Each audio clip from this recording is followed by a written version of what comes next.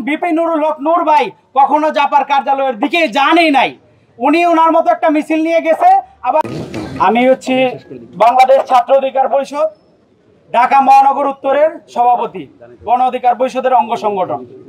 আপনারা জানেন গতকাল একটি নেককারজনক হামলা হয়েছে, যেই হামলায় নেতৃত্ব দিয়েছে সেনাবাহিনী এবং পুলিশ। আমরা এই সেনাবাহিনী এবং পুলিশের কতিপয় অফিসারদের ধিক্কার জানাই। আমি নিজে গতকাল সেখানে ছিলাম। আমি বিকাল 4টা থেকে একদম সর্বশেষ রাত 3টা বাজে আমি বাসায় আসি। এই পুরো ঘটনার সাথে আমি ছিলাম এবং পুরো ঘটনা আমার নিজের চোখে দেখা। আমাদের উপর যখন হামলা হয়েছে তার প্রায় আধা ঘন্টা থেকে 1 ঘন্টা আগে আমরা এই জাতীয় পার্টির কার্যালয়ের স্থান ত্যাগ করি এবং আমরা আমাদের নিজেদের কার্যালয়ের নিচে চলে আসি সংবাদ সম্মেলন করার জন্য। আমাদের সকল নেতাকর্মী সেখানে, এবং বিপি নুরুল হক নূর ভাই কখনো জাপার কার্যালয়ের দিকে যানই নাই। উনি ওনার মতো একটা মিছিল নিয়ে গেছে, আবার মিছিল নিয়ে উনি ওনার নেতাকর্মী নিয়ে চলে এসেছে।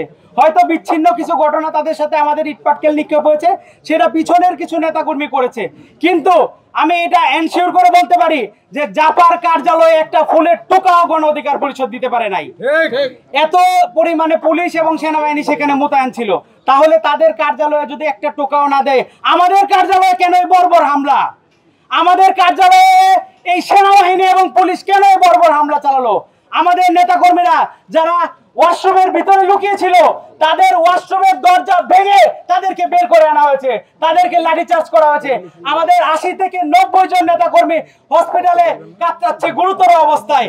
আপনারা হয়তো শুধুমাত্র নূর ভাইয়ের ফুটেজ দিচ্ছেন, সে একজন জাতীয় নেতা, কিন্তু তার বাইরেও আমাদের প্রায় 80 থেকে 90 জন নেতাকর্মী আহত হয়েছে, যারা খুব গুরুতর ভাবে, অনেকের মাথা ফেটে গেছে, কপাল ফেটে গেছে, হাত ভেঙে গেছে। আমাদের যে কেন্দ্রীয় সমন্বয়ক ছিল নাজমুল হাসান, এবং সে আমাদের বাংলাদেশ ছাত্র অধিকার পরিষদের কেন্দ্রীয় সাধারণ সম্পাদক হয়েছে, তার মেরুদণ্ডের হাড় ভেঙে দিয়েছে এই সেনাবাহিনী তাকে আঘাত করে।